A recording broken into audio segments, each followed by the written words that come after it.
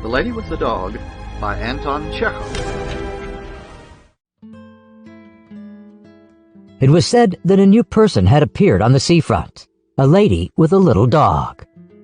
Dmitri Dmitritch Gurov, who had by then been a fortnight at Yalta, and so was fairly at home there, had begun to take an interest in new arrivals.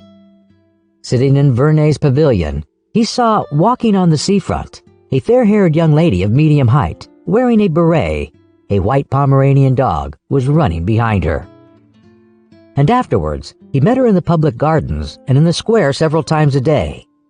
She was walking alone, always wearing the same beret, and always with the same white dog. No one knew who she was, and everyone called her simply the Lady with the Dog. If she is here alone without a husband or friends, it wouldn't be amiss to make her acquaintance, Gurov reflected. He was under 40, but he had had a daughter already 12 years old and 2 sons at school. He had been married young, when he was a student in his 2nd year, and by now his wife seemed half as old again as he. She was a tall, erect woman with dark eyebrows, staid and dignified, and as she said of herself, intellectual. She read a great deal, used phonetic spelling, called her husband not Dmitri, but Dmitri, and he secretly considered her unintellectual, narrow, inelegant, was afraid of her, and did not like to be at home. He had begun being unfaithful to her long ago, had been unfaithful to her often, and probably on that account almost always spoke ill of women, and when they were talked about in his presence, used to call them the lower race. It seemed to him that he had been so schooled by bitter experience that he might call them what he liked, and yet he could not get on for 2 days together without the lower race. In the society of men, he was bored and not himself. With them, he was cold and uncommunicative. But when he was in the company of women, he felt free and knew what to say to them and how to behave, and he was at ease with them even when he was silent. In his appearance, in his character, in his whole nature, there was something attractive and elusive which allured women and disposed them in his favor. He knew that, and some force seemed to draw him to them. Experience, often repeated, truly bitter experience, had taught him long ago that with decent people, especially Moscow people, always slow to move and irresolute, every intimacy, which at first so agreeably diversifies life and appears a light and charming adventure, inevitably grows into a regular problem of extreme intricacy, and in the long run, the situation becomes unbearable. But at every fresh meeting with an interesting woman, this experience seemed to slip out of his memory, and he was eager for life, and everything seemed simple and amusing. One evening he was dining in the gardens, and the lady in the beret came up slowly to take the next table. Her expression, her gait, her dress, and the way she did her hair told him that she was a lady, that she was married, that she was in Yalta for the first time and alone, and that she was dull there. The stories told of the immorality in such places as Yalta are to a great extent untrue. He despised them, and knew that such stories were for the most part made up by persons who would themselves have been glad to sin if they had been able. But when the lady sat down at the next table 3 paces from him, he remembered these tales of easy conquests, of trips to the mountains, and the tempting thought of a swift, fleeting love affair, a romance with an unknown woman, whose name he did not know, suddenly took possession of him.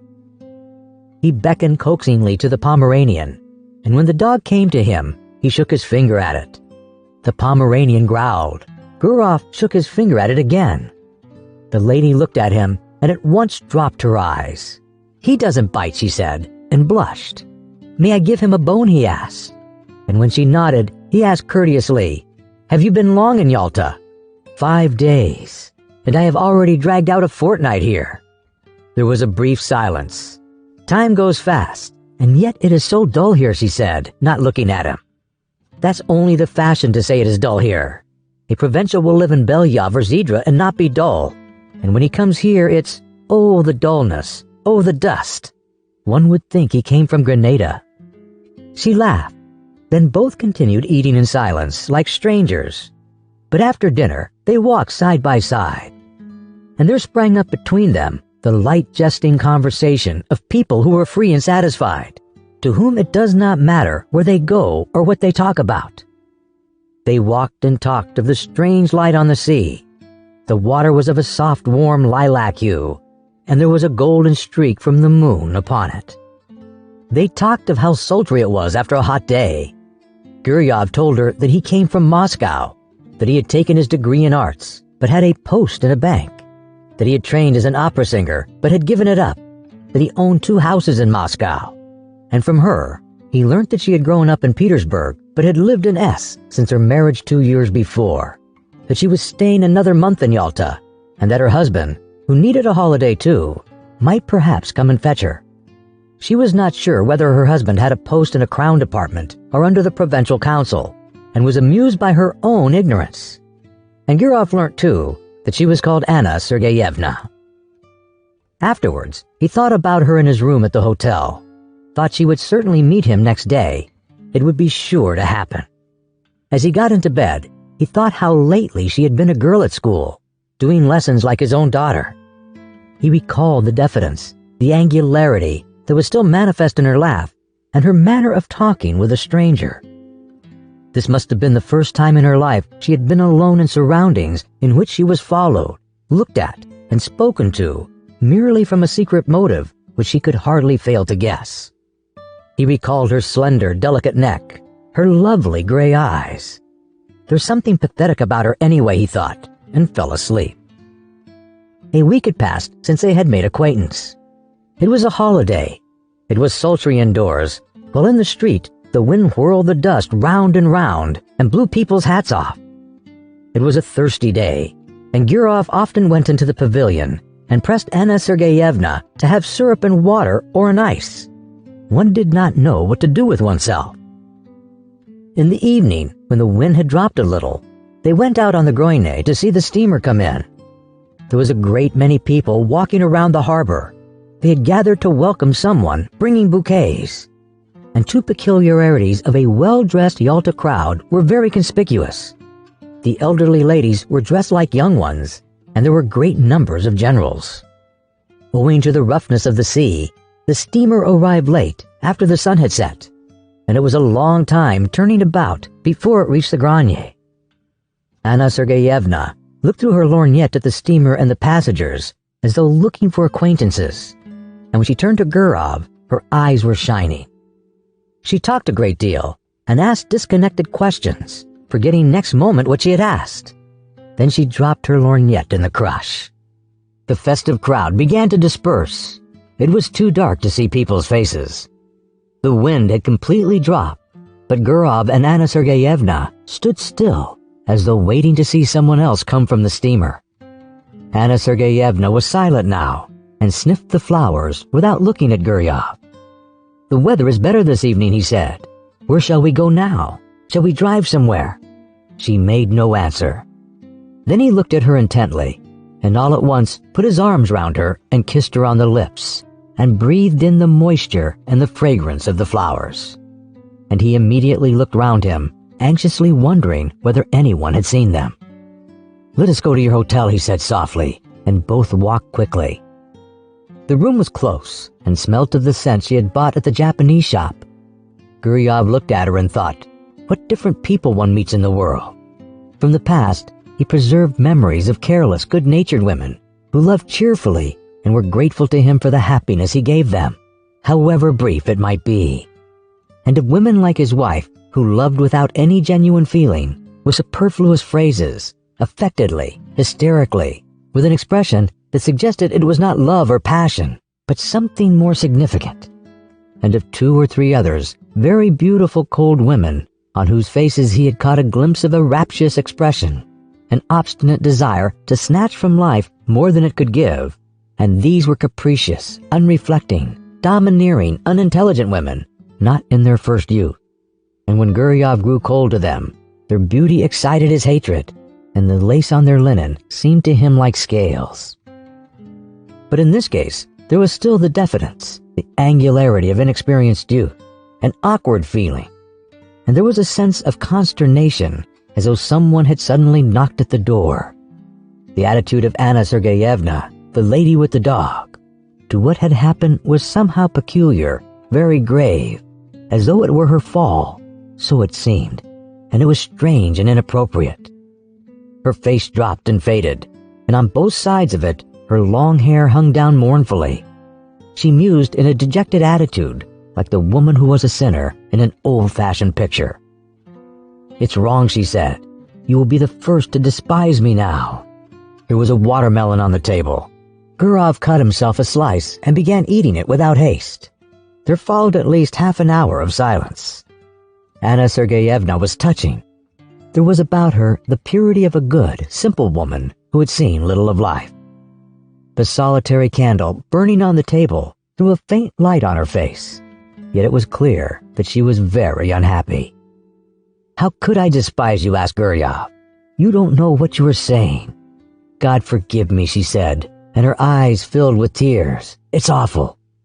You seem to feel you need to be forgiven." "Forgiven? No. I am a bad, low woman.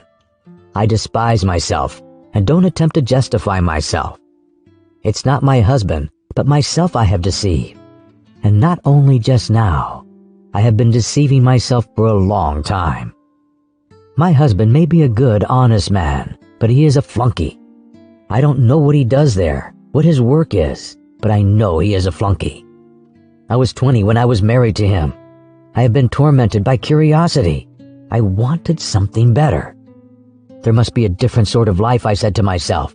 I wanted to live, to live, to live. I was fired by curiosity. You don't understand it, but I swear to God, I could not control myself. Something happened to me. I could not be restrained. I told my husband I was ill and came here. And here I have been walking about as though I were dazed, like a mad creature. And now I have become a vulgar, contemptible woman whom anyone may despise. Gurov felt bored already listening to her. He was irritated by the naive tone, by this remorse, so unexpected and inopportune. But for the tears in her eyes, he might have thought she was jesting or playing a part. I don't understand, he said softly. What is it you want? She hid her face on his breast and pressed close to him. Believe me, I beseech you, she said. I love a pure, honest life, and sin is loathsome to me. I don't know what I am doing. Simple people say, the evil one has beguiled me. And I may say of myself now that the evil one has beguiled me. Hush, hush, he muttered. He looked at her fixed, scared eyes, kissed her, talked softly and affectionately, and by degrees she was comforted, and her gaiety returned. They both began laughing.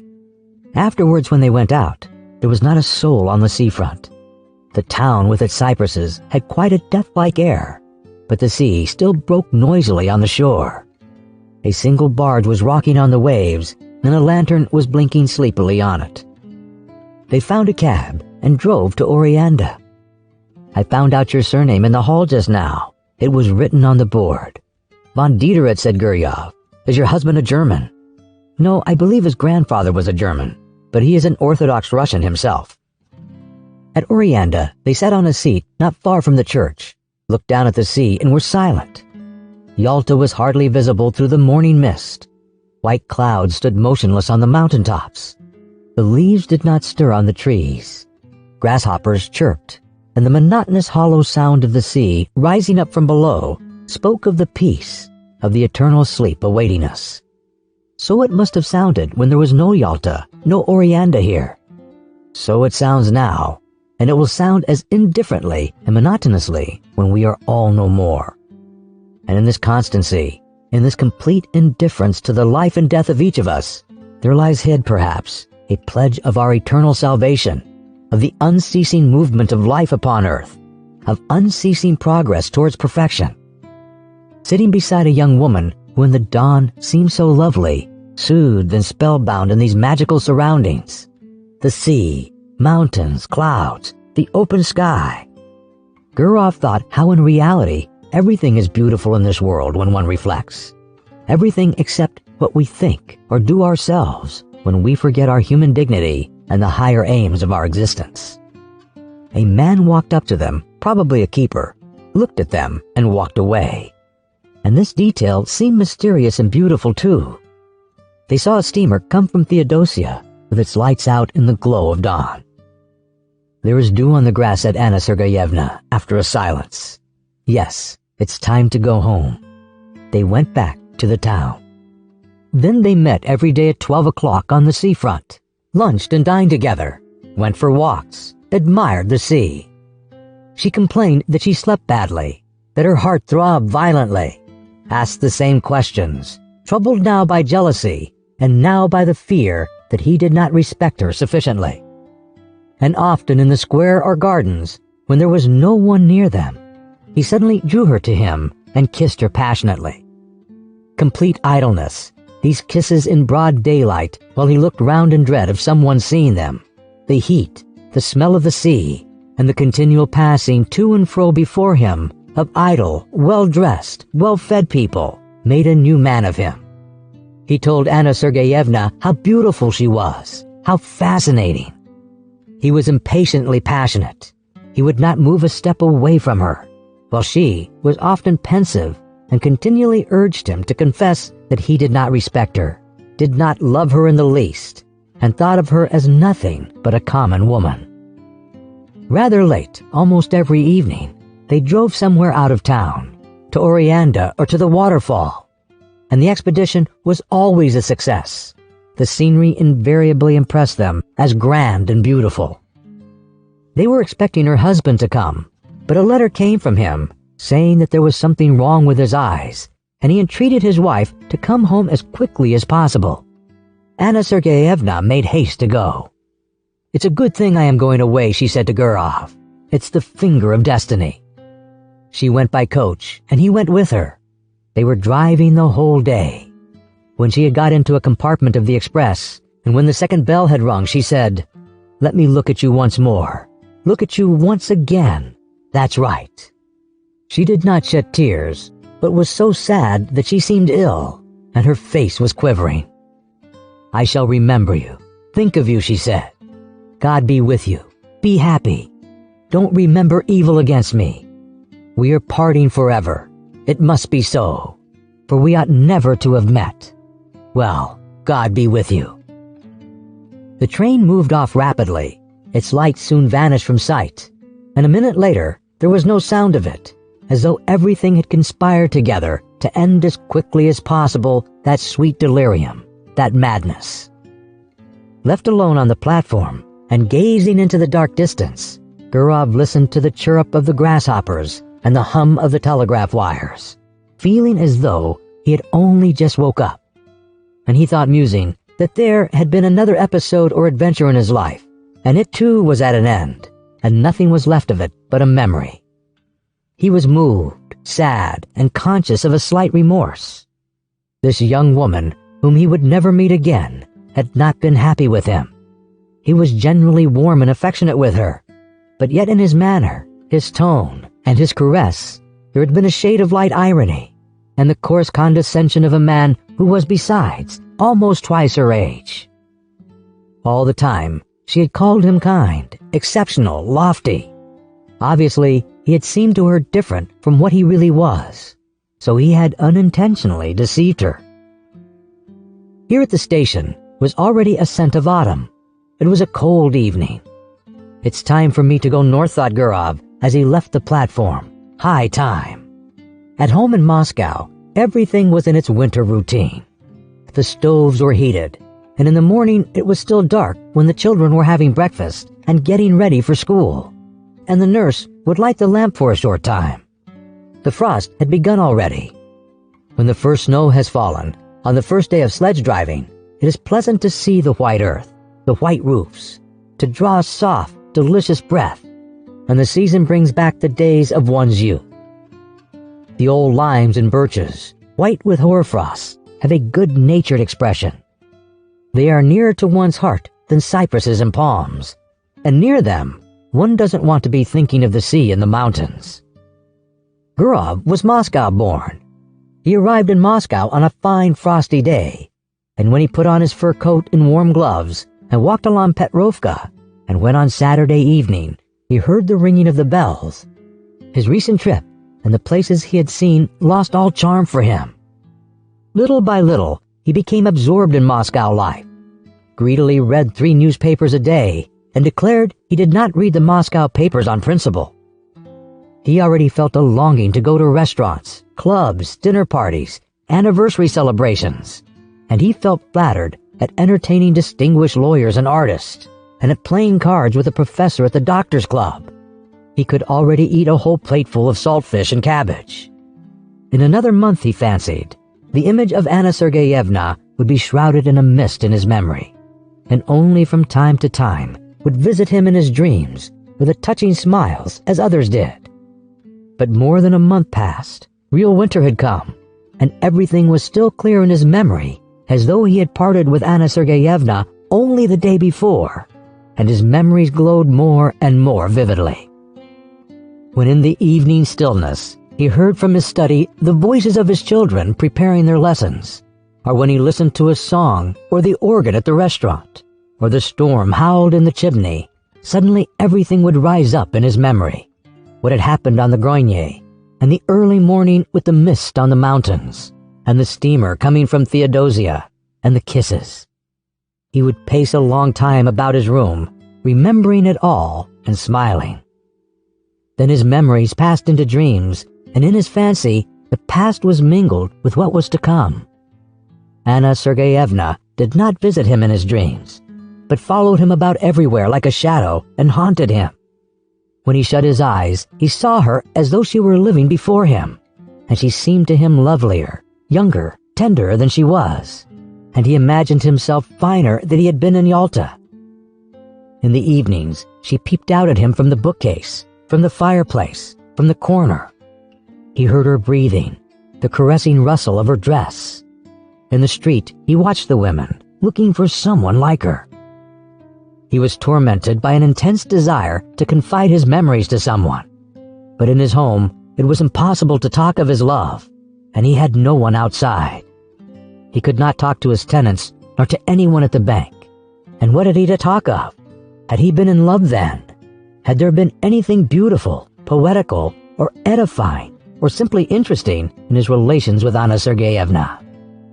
And there was nothing for him but to talk vaguely of love, of women, and no one guessed what it meant. Only his wife twitched her black eyebrows and said, "The part of a lady killer does not suit you at all, Dmitri." One evening, coming out of the doctor's club with an official with whom he had been playing cards, he could not resist saying, "If only you knew what a fascinating woman I made the acquaintance of in Yalta." The official got into his sledge and was driving away, but turned suddenly and shouted, "Dmitri Dmitritch, what? You were right this evening. The sturgeon was a bit too strong." These words, so ordinary, for some reason moved Gurov to indignation, and struck him as degrading and unclean. What savage manners, what people, what senseless nights, what uninteresting, uneventful days. The rage for card-playing, the gluttony, the drunkenness, the continual talk always about the same thing. Useless pursuits and conversations, always about the same things, absorb the better part of one's time, the better part of one's strength. And in the end, there is left a life groveling and curtailed, worthless and trivial, and there is no escaping or getting away from it, just as though one were in a madhouse or a prison. Gurov did not sleep all night and was filled with indignation. He had a headache all next day, and the next night he slept badly. He sat up in bed thinking, or paced up and down his room. He was sick of his children, sick of the bank. He had no desire to go anywhere or to talk of anything. In the holidays in December, he prepared for a journey and told his wife he was going to Petersburg to do something in the interest of a young friend, and he set off for S. What for? He did not very well know himself. He wanted to see Anna Sergeyevna and to talk with her, to arrange a meeting if possible.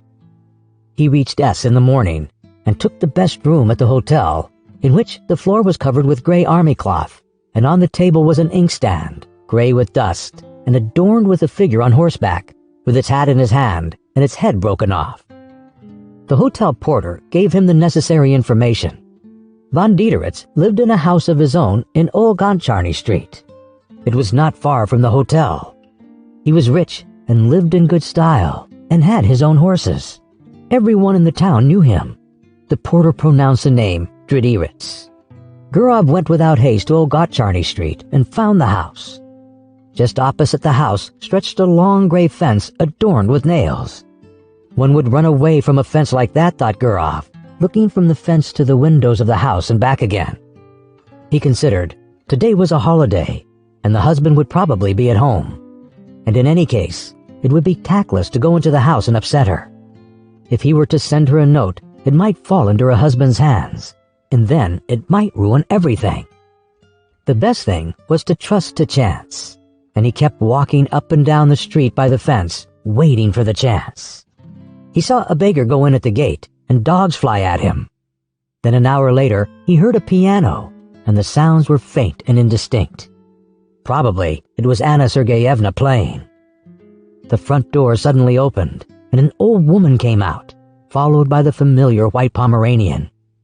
Gurov was on the point of calling to the dog, but his heart began beating violently, and in his excitement he could not remember the dog's name.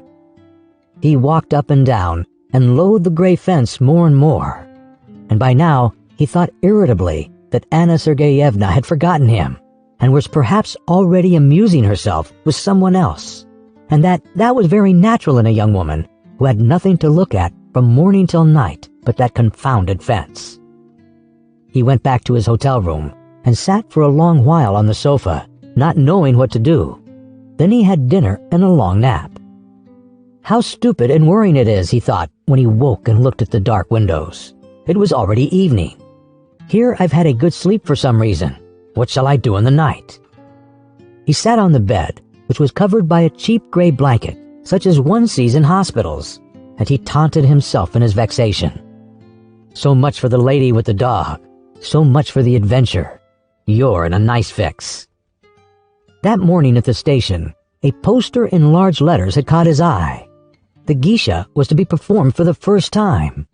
He thought of this and went to the theater. It's quite possible she may go to the first performance, he thought. The theater was full. As in all provincial theaters, there was a fog above the chandelier. The gallery was noisy and restless.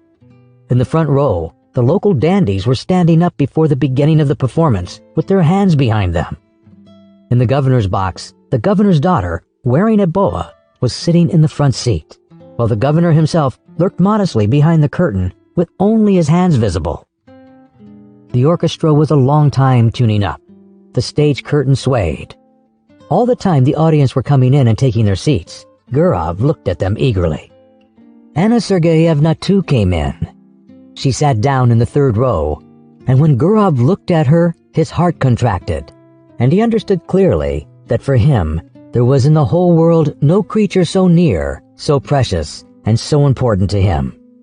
She, this little woman, in no way remarkable, lost in a provincial crowd, with a vulgar lorgnette in her hand, filled his whole life now, was his sorrow and his joy, the one happiness that he now desired for himself.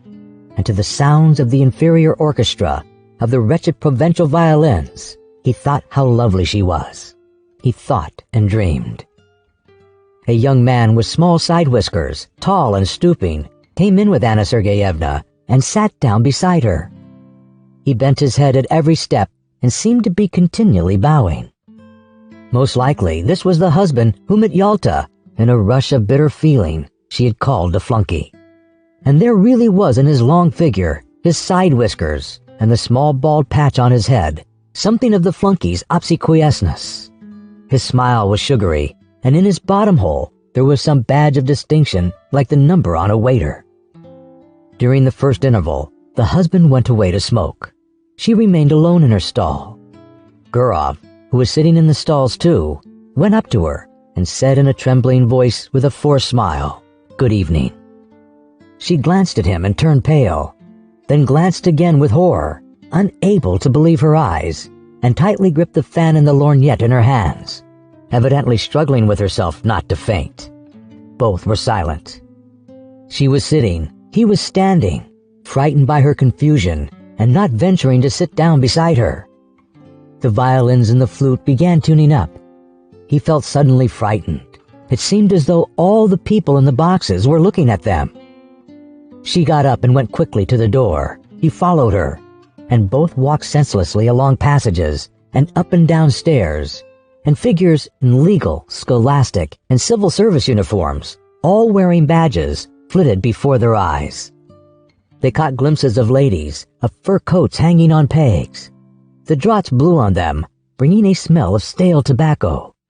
And Gurov, whose heart was beating violently, thought, "Oh heavens, why are these people here, and this orchestra?" And at that instant, he recalled when he had seen Anna Sergeyevna off at the station. He had thought that everything was over, and they would never meet again. But how far they were still far from the end. On the narrow, gloomy staircase over which was written, "To the amphitheater," she stopped. "How you have frightened me," she said, breathing hard, still pale and overwhelmed. "Oh, how you have frightened me. I am half dead. Why have you come? Why?" "But do understand, Anna, do understand," he said hastily in a low voice. "I entreat you to understand." She looked at him with dread, with entreaty, with love. She looked at him intently, to keep his features more distinctly in her memory. "I am so unhappy," she went on, not heeding him. "I have thought of nothing but you all the time. I live only in the thought of you. And I wanted to forget you. But why, oh why have you come?" On the landing above them, 2 schoolboys were smoking and looking down. But that was nothing to Gurov. He drew Anna Sergeyevna to him and began kissing her face, her cheeks, and her hands. "What are you doing? What are you doing?" she cried in horror, pushing him away.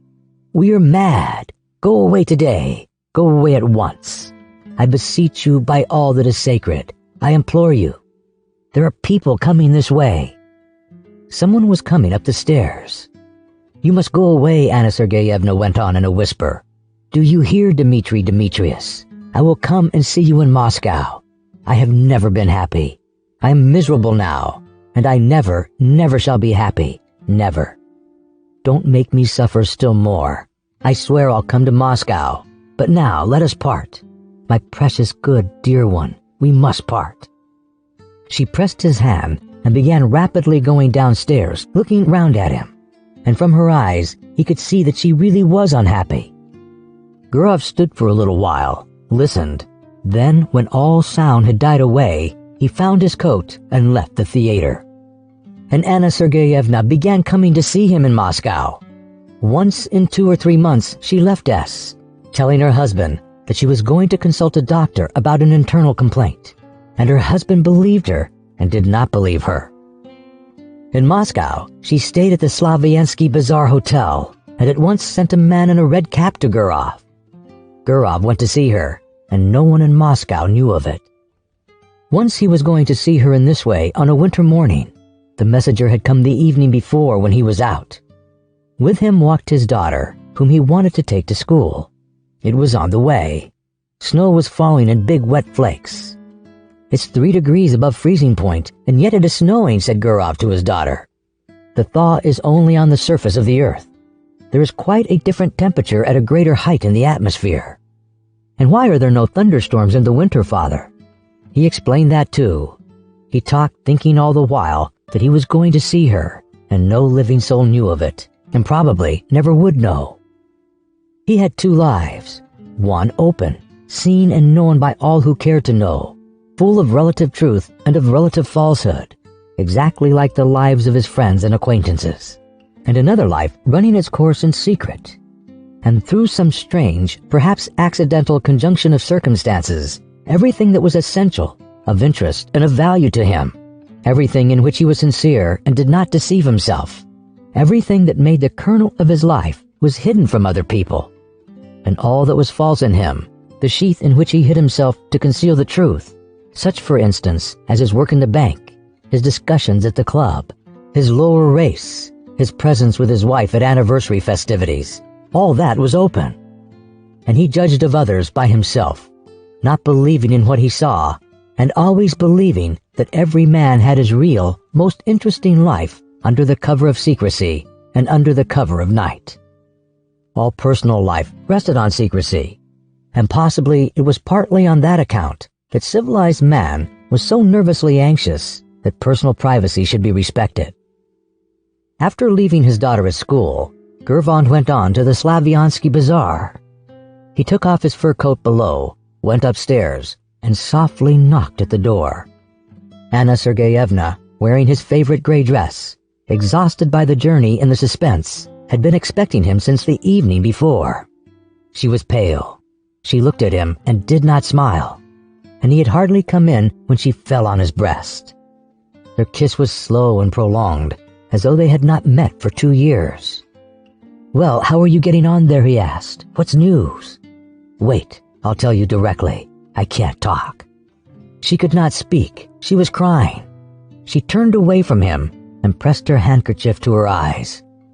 Let her have her cry out. I'll sit down and wait, he thought, and he sat down in an armchair. Then he rang and asked for tea to be brought him. And while he drank his tea, she remained standing at the window with her back to him. She was crying from emotion, from the miserable consciousness that their life was so hard for them.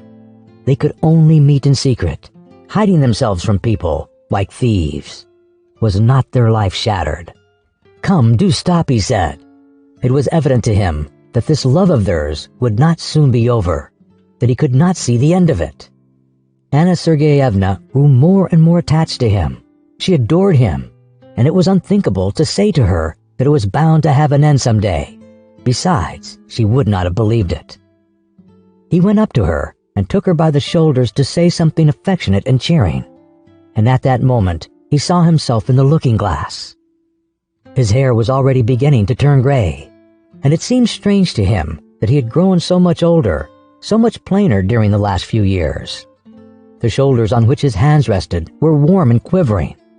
He felt passion for this life, still so warm and lovely, but probably already not far from beginning to fade and wither like his own. Why did she love him so much? He always seemed to women different from what he was, and they loved in him not himself, but the man created by their imagination, whom they had been eagerly seeking all their lives. And afterwards, when they noticed their mistake, they loved him all the same, and not one of them had been happy with him. Time passed. He had made their acquaintance, got on with them, parted, but had never once loved. It was anything you like, but not love. And only now, when his head was gray, he had fallen properly, really in love, for the first time in his life. Anna Sergeyevna and he loved each other like people very close and akin, like husband and wife, like tender friends. It seemed to them that fate itself had meant them for one another, and they could not understand why he had a wife and she a husband. And it was as though they were a pair of birds of passage, caught and forced to live in different cages. They forgave each other for what they were ashamed of in their past. They forgave everything in the present, and felt that this love of theirs had changed them both. In moments of depression in the past, he had comforted himself with any arguments that came into his mind. But now, he no longer cared for arguments. He felt profound compassion. He wanted to be sincere and tender. "Don't cry, my darling," he said. "You've had your cry. That's enough. Let us talk now. Let us think of some plan." Then they spent a long while talking counsel together, talked of how to avoid the necessity for secrecy, for deception, for living in different towns, and not seeing each other for long at a time. How could they be free from this intolerable bondage? How, he asked, clutching his head. How? And it seemed as though in a little while the solution would be found, and then a new and splendid life would begin, and it was clear to both of them that they had still a long, long road before them, and that the most complicated and difficult part of it was only just beginning.